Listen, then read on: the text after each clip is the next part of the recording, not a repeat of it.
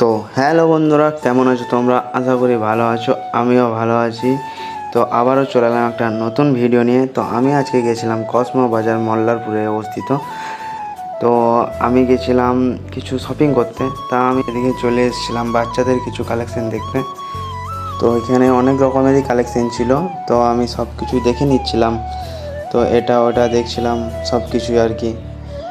তো গাইজ তোমরা দেখতে থাকো ভিডিওটা শেষ পর্যন্ত।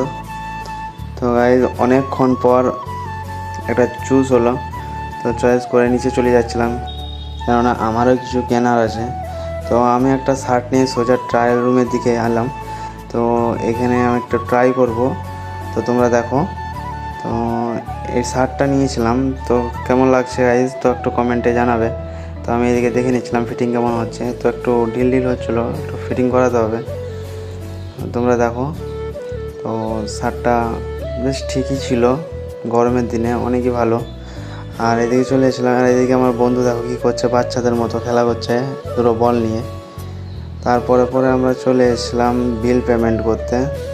তো দাদাকে বললাম এটা আরও আছে ওইখানে দাও, পেমেন্ট করো। তো পেমেন্ট করার পর খুচরো না থাকায় দুটো চকলেট ধরিয়ে দিয়েছিলো। তো আমি একটা খেলাম, আর একটা আমার বন্ধুকে দেবো, আর একটা আমার বন্ধুকে দিলাম, তুইও খা একটা। তো বিল পেমেন্ট করে আমার সোজা চলে যাচ্ছিলাম বাইরের দিকে। থেকে না বিলটা দেখিয়ে বাইরের দিকে চলে এলাম। তারপরে চলে এসেছিলাম স্টেশনে। এই ধরনের স্টেশনের চাটা অনেকই সুন্দর। তো বন্ধু বললো চল স্টেশনে যাব, তো চা খাবো। এই চলে এসেছিলাম স্টেশনে। তো আমি নিয়ে এসেছিলাম চাটা, তো আমি নিলাম একটা, বন্ধুকে নিলাম একটা।